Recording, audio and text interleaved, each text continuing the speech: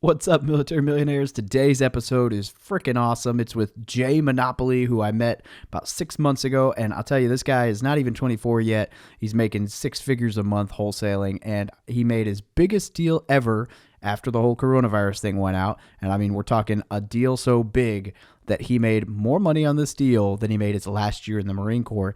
And not only that, but if you check it out, this guy's got some crazy pointers for networking. He's a smart dude. He's moved all over the country.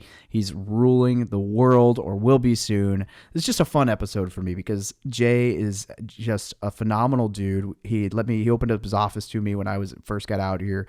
Super cool guy, fellow Marine, and just absolutely crushing it. So definitely check this one out. There's a ton of value in here for how to get better at wholesaling, how to build a business, and how to do anything entrepreneurship and really succeed, especially with the networking piece. There's a lot of information down in the show notes, as always, which are found at FromMilitaryToTheMillionaire.com/podcast. Now relax and enjoy the show. You're listening to the Military Millionaire Podcast, a show about real estate investing for the working class. Stay tuned as we explore ways to help you improve your finances, build wealth through real estate, and become a person that is worth knowing.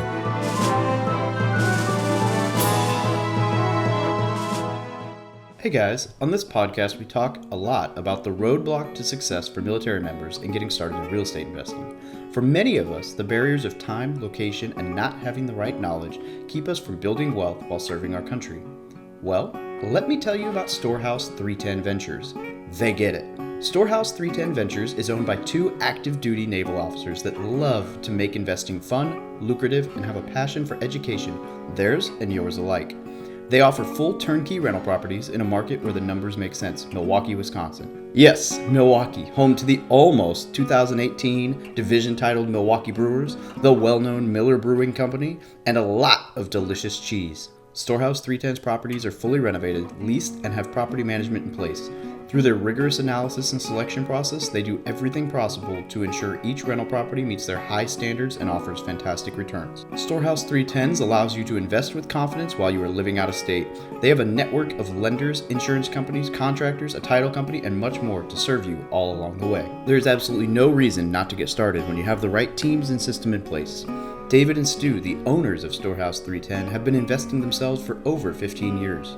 They are on a mission to help as many active duty, reserves, and military veterans create financial freedom through the power of real estate investing. They are honest, transparent, and they prioritize service and giving. They have even committed to give the first 10% of their profits to partner nonprofit organizations that support veteran causes. For more information about their program, send an email to podcast@storehouse310turnkey.com. Again, that is podcast@storehouse310turnkey.com.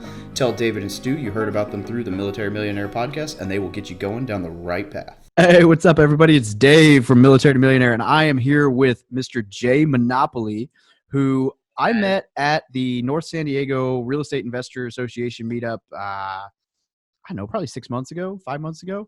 And he was hanging out, doing his thing. We were talking wholesaling. We hit it off because we were Marines. And so Jay, I'm going to give a super small story, and then I'm going to let him tell on his story. But I know for a fact that Jay was in the Marine Corps as an aviation Marine for a few years. He did one term. And by the end of that term, he was making more money every month wholesaling than he was from his W-2 in the Marine Corps. And so this is going to be a fun episode because this will just tell you guys what's actually possible if you put your mind to it. So Jay, welcome to the show. I appreciate that, bro. I appreciate the intro, man. I really do. Yeah. Tell us a little bit about yourself because, I know a little bit about your story, but I'm sure there's a little bit more that I don't know. Yeah, for sure. Well, look, my name is Jessie, Moreira, right? So everybody who's met me from 2017 and onwards knows me as Jay.Monopoly, though. Right? But yeah, man, I was in the aviation field in the Marine Corps. I joined the Marine Corps at 18 years old, fresh out of high school, like most people do. I just knew I needed to get out of New York. And it was crazy because while I was in, I had a great time. I traveled to a lot of places, but I was always looking for how to make money on the side. I was always looking. And I remember I was on the BHR. I was on a ship. And I don't know, for anyone who's ever been on a ship, it's depressing. So I'm just going to pause you for a second. And I don't know that anyone would know this, but the Bonhomme Richard, that damn ship, I feel for you, is like the oldest freaking thing in the Navy. And I just know that when we were dealing with it for Rimpack in 2018, that thing broke down in San Diego. It broke down in Hawaii. It broke down again in Hawaii. At one point, the freaking ship, like the engine caught on fire midway, and they just like powered the whole ship down between islands. But anyway, Ship is so old. I mean, I think it's getting retired, but I don't know. That thing. Anyway. So I was on that ship 2017. And for all of you guys who've been on the ship, it's depressing as hell. And if you haven't been on the ship, I'm just telling you guys right now, it's pretty depressing. So I was in like my jail mentality where all I was doing was working out and reading books, right? And then I read this book, and I've always been a believer that nothing in life is a coincidence. You know, like we're meant to be on this podcast right now. Right now, we're reaching somebody like at this very moment who's gonna watch this and be inspired. So I was always been a believer in that. So I read this book called The Celestine Prophecy, and the book basically just said nothing in your life is a coincidence. The more you act on those coincidences that happen, the more it pushes you closer toward your life purpose. And I was like, wow, like I truly believed in it very deeply, right? The next book I read, there was one of the sailors that I was with. He was reading a real estate book. I think it was Multifamily Millions, and I started reading the book, and I was like, wow, like this real estate thing is dope. At the time, it was too much knowledge for me, right? It went over my head. I had no idea anything real estate related. But 2 days later, I get to Australia.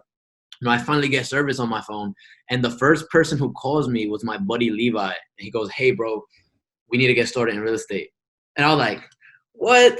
I'm like, "Bro, that can't be a coincidence because I just read this book that said nothing's a coincidence." I was like, "What do I have to do?" And this is where it gets funny though. He tells me, "Hey, listen, bro, I don't know anything about real estate either. But there's this guy in San Diego who teaches people for like 40 grand. So I ended up buying one of those like guru courses, and I wouldn't say I got scammed, but I feel like I was way under delivered the value that I was promised. So I started off my real estate career as a loss. Which guru course was that? Oh man, I don't know if I can say a name on there. All right, no worries. It rhymes with Shmormando Shmontalango.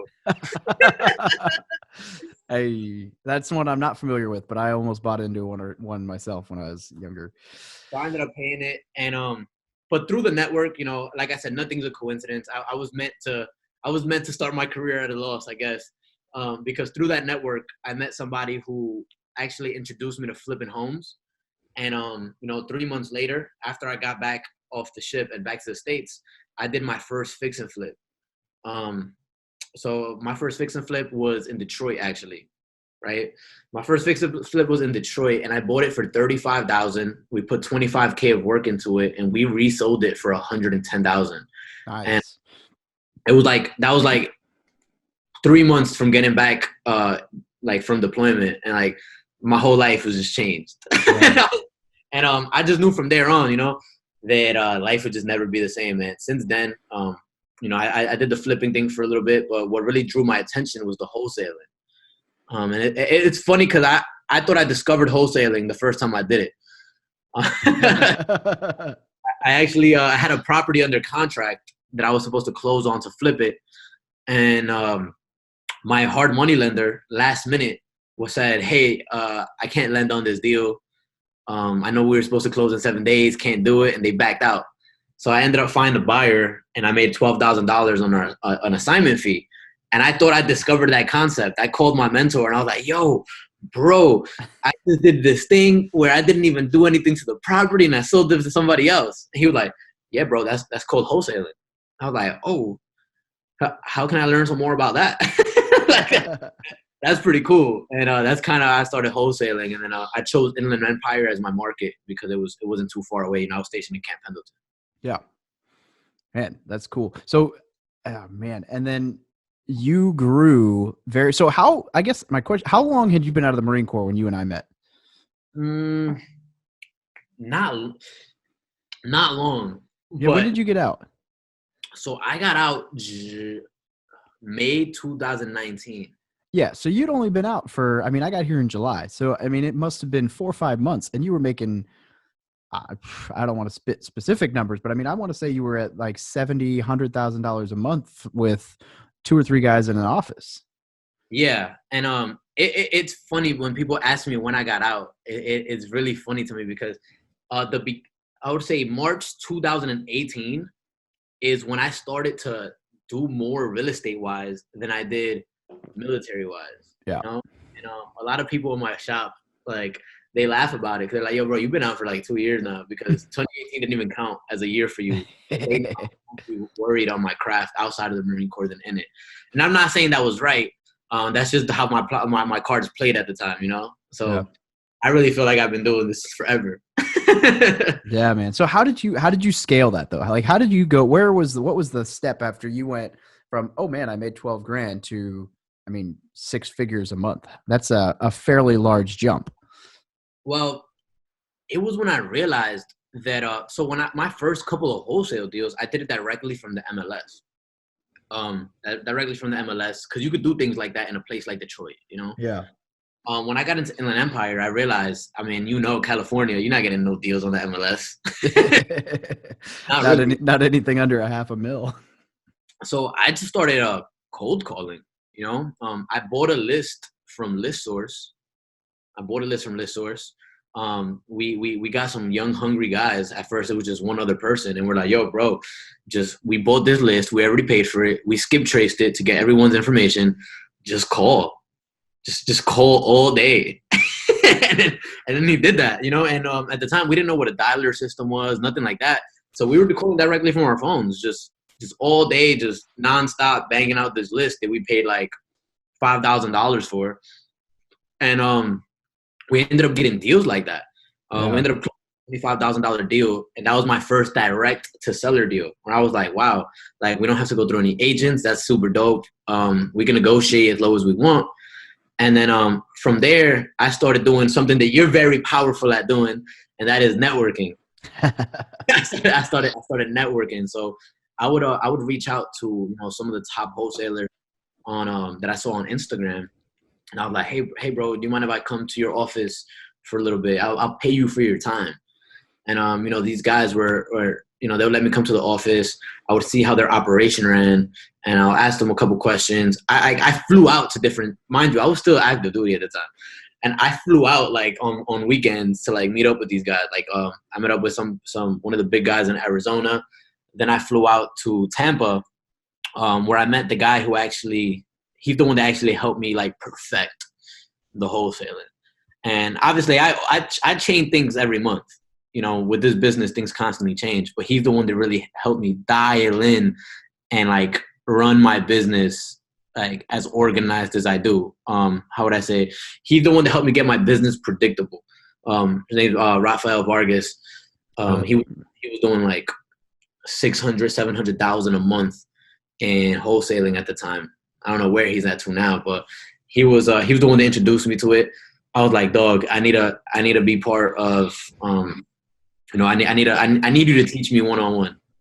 He was like, he also had like one of those courses that he sells, but I got scammed when I first started. I was a little nervous. I was like, I'm like, yo, I don't know, man. I told him, I'm like, I don't know, bro. I'm a little fishy with buying stuff from people. No offense. Like, I know that it works for you, because he was very transparent. He took me to his office. He had all his stats on a TV screen, so all his team could see it. How many deals were under contract, how many were signed. So it was cool that I didn't have to pay nothing for him to let me come to his office. I started networking with a few of his students, and all of his students were out here in Tampa. That's actually one of the reasons I moved to Tampa. But they were all out here, and they were all making like 200, 300K a month wholesaling. And I was like, you know what? I could learn something from this guy. So I ended up paying him something that was like, I don't remember off the top of my head. I think $15,000 I paid him to be part of his little like mastermind group. Yeah. Literally the week after, the following week, I closed a $25,000 deal of using the systems that he used, and that's really where I got my systems from. So I do a lot of cold calling campaigns with virtual assistants. I do SMS campaigns, text blast, and I do voicemails. All of that. And that's how I'm able to enter markets relatively quickly, And in the last year alone, we were able to grow into 4 different markets. Man, that's awesome. And so you said a couple of things in there that I just want to queue up on in case listeners might have missed it, because you said it subtly. So the first The first being, when you said networking, what a lot of people think of when they hear networking is like, hey, saying hi, shaking hands, high-fiving, or maybe Zoom calls right now because we're social distancing, quote unquote. But I always tell people like, networking is about adding value and building relationships, right? That's how you network. And what you did is you freaking paid for an airplane to ride your happy ass wherever it was that you wanted to meet someone and show up. And I'll tell you that in all the time I've been networking, I've had a few people that was all they brought to the table. And I'm not saying that that's like a bad thing, but I've had several people who showed up and were like, hey, by the way, I'm in your town. Can we grab food? And that may have been coincidence, or they may have actually gone out of their way to show up. I'm not going to tell them no. But people will hit you up all the time online, and they're like, hey, can you do this with me? Can you talk to me about this? Can I get this from you? But like the moment you're like, hey, motherfucker, I showed up in your city on an airplane for you, someone's going to give you the time of day, right? Like that speaks volumes. So I think that's really cool. I think that to me is probably, I mean, not necessarily the biggest takeaway, but like so far, like that's huge, is that you were dead serious. I think that's very important because like you said, most people think is networking is, hey, I'm gonna give you my business card that you're probably gonna toss out and here's my name, like, whereas it shouldn't be like that. You should figure out like how you add value. Yeah. That's my stack of people I may or may not follow up with. Yeah, I mean, like, like you should always look how you can provide value to somebody, and people always think that means money. That doesn't mean money. Like, for example, the way me and you met, it was at a networking event. You handed me a business card. I was like, oh, bro, you do meetups? I have an office. Let's do a meetup at my office. That was a value exchange. We were like, oh, okay, yeah, look, we're exchanging some value, some form of value. Yeah. And then you moved all the way across the country, and it never happened. But I will say on that topic that I freaking loved your office. So yeah, I show up at so you think office, right? Like this guy's like, yeah, hey, come to my office. I'm like, okay, cool. I figure like, oh yeah, an office. Like, yeah, it was cool. But his office was like 3 or 4 dudes who had, I mean, windows with not chalk, but whatever those chalk pen type things are, where there were inspirational quotes drawn on windows and stats drawn on windows. And it was like, if I was to be in like a COC on deployment, and it was like TVs and stuff all over the place, where it's just like, yeah, this guy's straight up drawing stats and things on the window. And I freaking loved it. The vibe in your office was just a bunch of dudes trying to crush the world. It was cool. You should check out the office now, bro. We got a 5,000 square foot office here in Tampa, bro. I would say that I'd fly out to Tampa to come network, but I'm pretty sure I'd end up in the brig. So there's all kinds of rules about that right now. I'm not going anywhere for a while. Man, it's a mess. But all right, so you get into this, you start cold calling, you start text blasting, and I mean, you jump in all these. So I guess my question for you is, I mean, we could talk like actionable steps and stuff, but we should do some YouTube videos on that at some point. But what are you seeing right now with how people are reacting to stuff? Like, what have you noticed as far as your business with real estate right now? I think that the biggest virus affecting people is not COVID-19. I think the biggest virus affecting people right now is fear. Say it ain't so. Everybody is acting scared as hell right now for no goddamn reason. I'm not, let me take that back. I'm not saying it's not for a reason, right? But the way I live my life, the way I run my business is I focus on what I can control. I can't control what's going on in the world right now. I can't control what the government's going to do. I can't control what COVID-19 is going to spread to.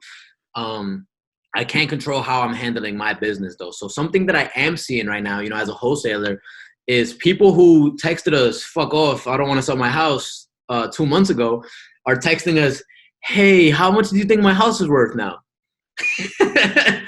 So, people that were like, wow, you're trying to lowball me, are now calling us back saying, hey, can you really sell my house in 30 days?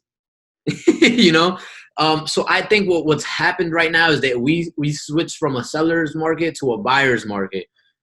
In my opinion. So right now, picking up properties is easy. The people I have to cater to now as a wholesaler are my buyers, which I deal with nothing but cash buyers, and I have a list of cash buyers. So the way I'm dealing with that is, I got my dispositions manager. He calls cash buyers all day, every day, And he's like, hey, what do you think about the market? What's your criteria? Are you still buying? Right. So we know when we get a deal, we already know who to sell it to. And that's how I've been kind of adapting to the change in market right now. Yeah, I think that's smart. And we were talking before we recorded. I just got a duplex for, I think it was like 15, 20%. I think it was 17% off what I figured market value was for it before I negotiated. And I got it for like 20% discounted just because they listed it low. They wanted to get out. And this is an MLS listing with nothing wrong with it. Currently occupied. Like, assuming nothing comes back on the inspection, this is a turnkey rental property that is going to cash flow me $300 a month that I got for dirt cheap. Absolutely. So, it's awesome. People got to take advantage right now. Too many people are just thinking with so much fear in their mind that they're not realizing the big opportunities going on right now within the real estate market. Yeah, I think the reality is, maybe be a little bit more conservative. Like, I'm going to budget more conservatively for vacancy, but other than that, nothing's going to change about my strategy. Absolutely. And that's what most buyers have been doing. They're like, hey, I'm a little more conservative now, but if it makes sense, I'm going to do it. That's how it should. That's it. 100%. So, all right, you got to tell me about your, because you mentioned this and people are going to be like, yeah, that's easy to say, but whatever. You got to tell me about this deal you made. Was it 2 weeks ago? Your biggest one yet? Oh, yeah, man. Matter of fact, let me pull it up on my phone real quick. I saw this on your Instagram and I was like, damn, man, that one deal is your freaking salary when you're a Marine. You exited as a sergeant or corporal? As a sergeant. Yeah. So that one deal was your salary the last year you were in the Marine Corps. Yeah, it was. Let me find it real quick for the audience. I have to. It was crazy. So I got this property locked up in Inland Empire in Mentone. I don't even know where Mentone is, by the way. That's the funny part. So we got this property locked up in Mentone, and we ended up closing this $72,000 deal. $72,000 on one assignment, and it was a 7-day close. Man. So I actually put it on my Instagram. Oh man, I don't think you can see that. There it is. Yeah, 71,250. Man. So we closed a $72,000 3 weeks. It was crazy. We assigned it right away. We got on the phone with the seller. He was from Louisiana, owned the property in Mentone, and he was like, "Hey, I need to sell this house as soon as possible." We're like, hey, "No problem." We ran our numbers. The comps, I give myself wiggle room to negotiate. So I started my negotiations at like 70,000 to start off. And he said, all right, let's do it. And I said, okay. So, we send the contract. Everything we do is virtual. So we send the agreement via DocuSign. He signed it. We found the buyer. They wanted to buy it for 142,000. And I was like, it was crazy because I couldn't believe it was actually happening. Even the day that we were supposed to close, in my head, I was like, nah, something's good. Something's up with this one. I don't know. And, we ended up closing it. So it's crazy. There's still opportunities out there, guys, with everything going on. Yeah, and what I think is crazy about that, and, that whole deal's awesome. But what's even crazier about that is what you mentioned. Again, it's the subtle thing you said. You don't even know where that place is. So people think that to wholesale, you got to drive for dollars. You got to be there. You got to be knocking on doors. And certainly all of that works. But that's what I loved about when I was talking. I went to your office. We didn't even mention this. Your office was in Carlsbad, and you didn't wholesale in Carlsbad. You wholesaled in Inland Empire, which is what, an hour and a half, 2 hours north. Yeah. So you set up. Yeah, you set up shop, not even close to where your original market was. You, for all that I know, up until now, living in Tampa, I don't think you've ever lived in one of the markets that you actually wholesaled in. Never. Even now that I live in Tampa, I don't do anything in Tampa. See, I love that. Why'd you move to Tampa?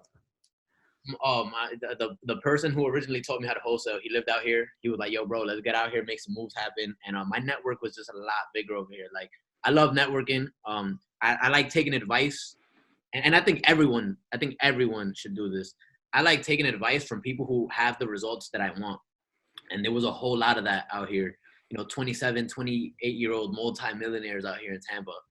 And I was like, I have to go over there. And like, now that I got here, my network's been crazy since I've been here. So I didn't really see a lot of room for growth for me in San Diego. Everyone was a lot older. They were like, No offense to anybody watching this, they were like in their 50s or 60s. And that's cool, right? They had a lot of wisdom to share with me, but I want to learn from the guy who's a multimillionaire at 27 because I want to be a multimillionaire at 27. So I'm like, I got to learn from that guy because he did it, so he could teach me how to do it. I'm turning 24 in about 7 days, so I still got 3 years to catch up to them. Oh man, I turned 30 a few weeks ago, and you're running circles around me. Woo! We'll be back with the show in just a minute, but I wanted to take a brief second and say that, look, you are already obviously investing in yourself by listening to this podcast. But if you can't figure out how to get past all that daunting crap that you just don't know how to sort through, and you're trying to get started in real estate investing and you're just stuck, I mean, it happens to all of us. It's daunting. You don't know what you don't know. You don't know everything there is to know, and you don't know really where to find all the information. So that is why I created the Real Estate Investing for Beginners 0 to 1 course, which is solely designed to get you from I want to invest in real estate to holy crap, I have a rental and it's cash flowing. And this course is not going to be anything super complicated that you won't be able to understand. It is just designed to teach you how to build a team, find investments, finance investments, conduct due diligence, close on the investment, and then operate it so that you can enter the real estate investing world smoothly. So if that sounds like something that interests you, definitely check out the link below, and it's cheap as hell right now. No, but I think that's cool. And I think, and you had mentioned when we talked a while back that one of the other reasons was just that the cost of living in Tampa was lower. So you realized that you could cut expenses and do much more. And I thought that was cool. You were like, yeah, my whole team can do this more successfully, live cheaper. And that was a smart move all around. Yeah, absolutely. And that was before things got crazy. I just already know I wanted to use more marketing dollars instead of paying. Oh, I love it. All right. So what other stuff have you been dabbling with? Because I know that you're messing around with some other stuff. So what does the future of Mr. Monopoly look like? I think I'm always going. I'm always going to be wholesaling because there's always going to be cash buyers, and if there's always cash buyers, they're always going to be looking for deals, and I want to be that solution provider. I got the systems and processes in place now where I can take a step back from that. My next hands-on project is going to be storage facilities. I'm going to be very hands-on with that. But right now in this marketplace, what I've been doing with my money, I got an Amazon store right now. I paid somebody. Yeah, we were going to talk about that. I forgot. I'm sorry. We'll get that. Yeah, I paid somebody. I paid somebody to do some Amazon automation for me. It was pretty pricey, but I look at it as having a rental property on steroids. Because I actually paid $30,000 for this Amazon store for Amazon automation, but I make about $2,000 and some change on it right now monthly, and that's not even scaled up. When it scales up, I'll make a lot more. So it's like it beats the hell out of any rental property I had. And that's where the world is going. I mean, with this whole COVID-19 thing, Amazon was able to take up a large part of the market because nobody wants to go out and shop. Everyone's ordering online. So I saw that as that opportunity. While everyone's cutting back, Jeff Bezos actually just said he wants to hire 100,000 people this month. Like, Amazon's going to take over the world eventually. So I had to have something with Amazon going on. So what does that look like when you say you built a store? Are you doing like, is it drop shipping or are you selling? Are you like what are you doing with that? It's drop shipping. It's Amazon drop shipping. So I actually, like, going back to the whole, your network is your net worth, right? Mm-hmm. Somebody out here in Tampa who they work with like NBA clients and stuff like that, like high net worth individuals, and because Amazon only lets you have like one store, like two stores. You can't have a lot of stores. So what they do is they set up stores for other people, and then they do a profit split, 75-25. So I ended up just paying this dude to set up an Amazon store for me. And my only, it's the most hands-off investment I ever had. My only responsibility is every 2 weeks when Amazon pays me out, I got to send him his 25%. And that's literally it. Besides that, it's been running on autopilot. It's been going pretty good. And I'm not only do I make money off Amazon, but I have a credit card on file with them, right? So you have to fulfill orders, and then every 2 weeks Amazon pays you out, right? Yeah. So I have my Costco City Rewards card, And I get double the points on that. So I make an extra $1,500 just a month, just on the reward points. And I'm thinking about actually putting a airline card on there so I could just rack up some travel points. It's getting paid out in full every 2 weeks. Man, I love it. See, that's that entrepreneur mentality. So I think the running theme here that I'm picking up is that if you want something or you want to meet someone, you freaking go there and you don't make excuses. And if you want to make something happen, like you're thinking about how do I make this happen, right? And I think that's cool and that's powerful. Like that's what's making, I mean, there's a lot of stuff making you successful, but like the fact that you have no problem dropping everything to go somewhere new because you think that's where the people that you can learn from are, or you think that's what, you know, someone else who has already done it is doing. I think that's pretty freaking smart. That's powerful. Absolutely. And it goes back to the saying, you know, if you have 4 broke friends, you're probably going to be the 5th one. If you have 4 rich friends, it's hard to not be the 5th one, right? Because let's say that, you know, I was cool with you and 4 of your other friends, right? You guys are always going to do business. So as long as I can help you out, I'm always going to have money in my pocket. I'll be like, yo, Dave, if I could find you a deal, you're going to pay me out? You'll be like, hell yeah, if it makes sense. Yeah. Right? It was hard to not make money when you have people around you that have big problems that you can solve and get paid big bucks for solving it. I like it. Yeah. That's huge. They say there's like the two ways to make money, right? Or there's all kinds of ways, but like you have a solution that will help a whole lot of people, or you have a big solution that will help a few people in a big way. And it's like that trade-off. And yeah, solving some big problems for people for the right people, especially, that can be powerful. Facts. That's a fact. Man, that's cool. So you're doing Amazon. You're doing, and by the way, remind me when we get off this call, I got to hook you up with someone as far as storage units go. I got a buddy who owns 2,000 or 3,000 of them. So, yeah, he's one of my 2 realtors in my market. So he's a good dude. But yeah, and he's young too. Smart guy. So anyway, man, that's cool. I love it. And I love the fact that this is all within, you know, a year or 2 of you getting out of the Marine Corps.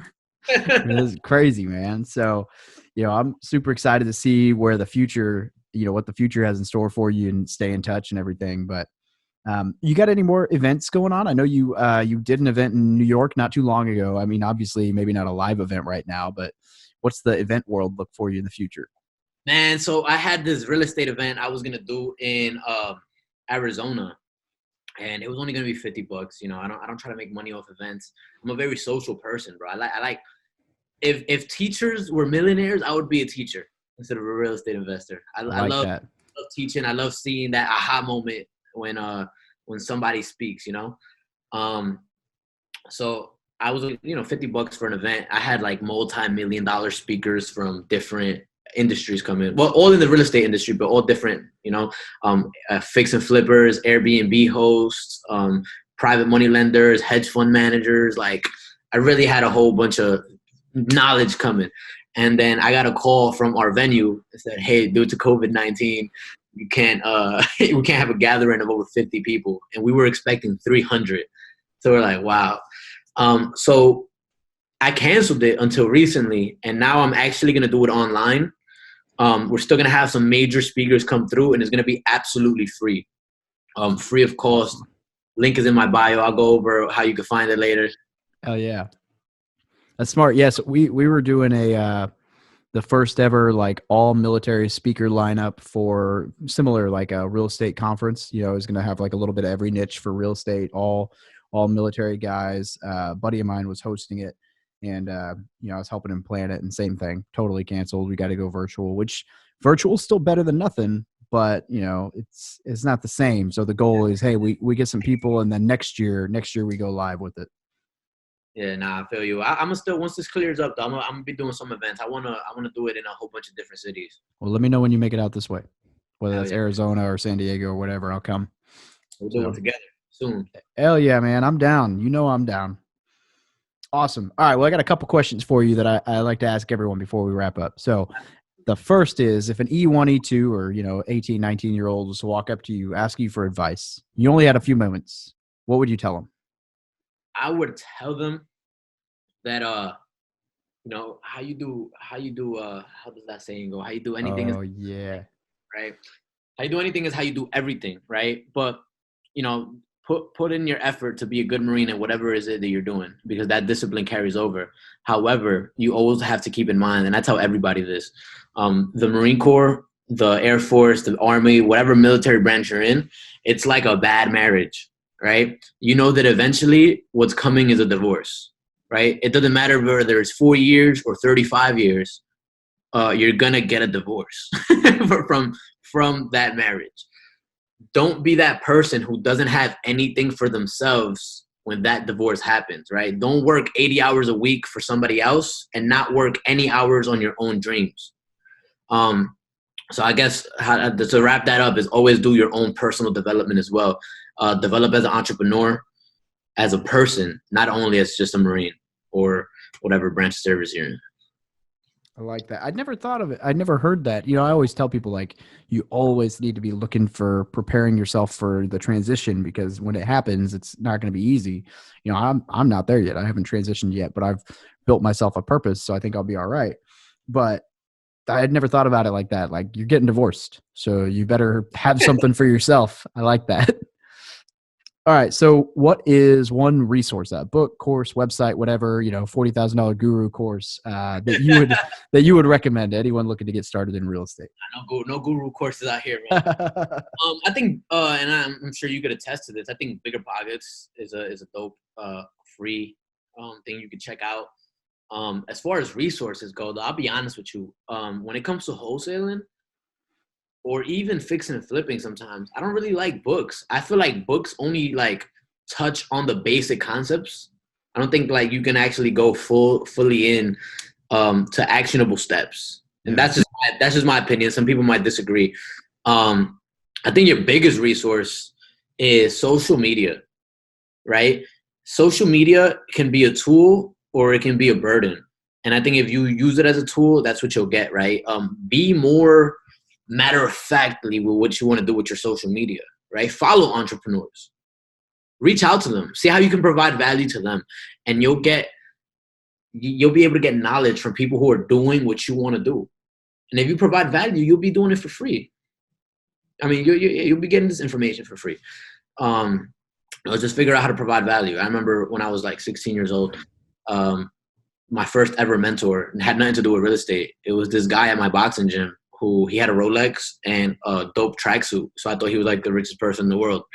And I was like, hey bro, I don't know what you do, but like you got a dope watch and I'll work for you if you need me to. And I was 16 years old. And he actually ended up being like, he how do I describe it?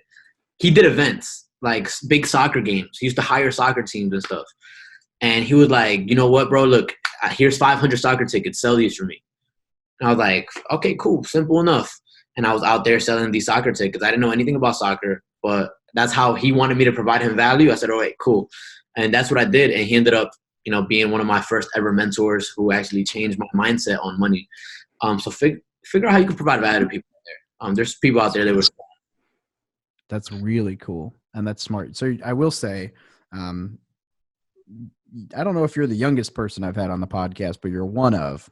And I was going to make some joke about spoken like a true millennial when you say social media, but you're spot on, man. Like, I have built some very powerful relationships through social media. And people, you know, I get hit up all the time like, oh, what's the secret to growing your social media? Well, it's really difficult. Let me tell you the secret. If you get in real close, it's being social. Like, freaking talk to people, share their stuff. If you like what they're posting, share it, comment on it, engage with it, and you can build relationships just by doing that. And I mean, a case in point, there's a 17-year-old in San Diego named Ryan, who, if he's watching this, you know, good on him, but if not, other people might know who he is. But the dude he's already had some pretty massive success with drop shipping, with some other stuff, very entrepreneur minded. But he saw me post about something that I was trying to figure out, and he started doing it for me for free. You know, and even whether I keep going with him doing it for me for free or not, because I have a virtual assistant now who may be able to do it for me. Who cares? Like, just the act of doing that, I'm going to stay in touch with this guy forever, right? Like, he's proven that he's an action taker. And the other thing with that, and this is where a lot of people misstep, I think, is you get this chance, right? You finally get in to talk to this guy or girl, and they give you a task like sell 500 tickets, and then you don't follow through. Well, you might have just blown your shot. So, people don't always, like I've gotten to network with some pretty high level people. And part of the reason for that is when they give me an idea, I run with it. And if it works out, great. And if it doesn't work out, great. They saw that I went for it. And that's, I think, for me, like if you ask me for help and then I give you advice and then you don't do it, like, why am I going to help you the next time? You're not going to take action on it. You say that about that kid, Ryan. So I actually have a Ryan on my team. He was 17 when he reached out to me. His name is Lewis. He reached out to me on Instagram for a long time. And I'll be honest, I didn't respond to him for a while. So what he did is he reached out to my partner, Levi. Levi told him, hey, come to the office, come cold call. And he came, started cold calling. And he became he was an asset to our business. Because he not only that, he just graduated high school at the time. He had a job at In-N-Out. He was still showing up. I was like, yo, this kid is good. I'm going to put him on this position so he could talk to cash buyers instead. He took that role and ran with it. He's such an asset at my team. I wouldn't be able to run the disposition side without him. And now, at 18 years old, he had just turned 18. He moved across the country. He lives out here in Tampa now, a nice little gated community, his own freedom. He just got paid like $7,000 off that $70,000 deal. And it all started with him using that social media to reach out to me because he knew that he could provide some value to me. And now, he's an integral part of the team. Yeah, that's powerful, man. That's cool. And it's cool to see you're giving back like that already. That's what's up. Well, I say giving back, but I think I should just say recognizing the, and affording opportunities. Cause that's all it is, man. You recognize people who got some hunger and you take a shot on it and you'd be surprised. I like the first thing you said, that, what is it? The Celestine prophecy. I'm gonna go check that out. I think that's a really cool concept. Changed my life forever. Yeah. Now, if a topic comes up too many times, I act on it. Ever since I read that book, I have to. I don't feel right if I don't. I love it. All right. Okay. So before we wrap this up, is there anything you'd like to add? Any big ideas, parting advice? Oh, man. I guess my biggest advice, and honestly, I tell this to everyone who asks me for any advice, period, is I think you guys need to figure out what your point A is and what your point B is, and figure out what vehicle is going to connect that point A to point B. And then once you figure that out, make your point B bigger, because I promise you're not thinking big enough already, right? And I'll give you an example of that, bro. It's funny. I actually saw this interview, and I forgot who was interviewing this lady, but he was like, hey, if you had all the money in the world, in the world, and you can buy anything, what would you do? What's the first thing you're doing? And she was like, hey, I'm going to go on a shopping spree to Italy to buy from Louis Vuitton directly. I'm like, oh, that's cool. But the guy that was interviewing her, he was like, you're not thinking big enough. You have all the money in the world. You can buy anything. Why don't you buy Louis Vuitton?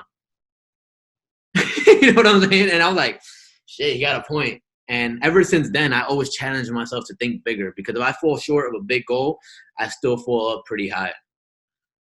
I like that. So that's my advice, guys. Figure out what your point A is, where you are now. Figure out what your point B is. Figure out how you want to get there, and then make your point B bigger. Hell yeah. All right.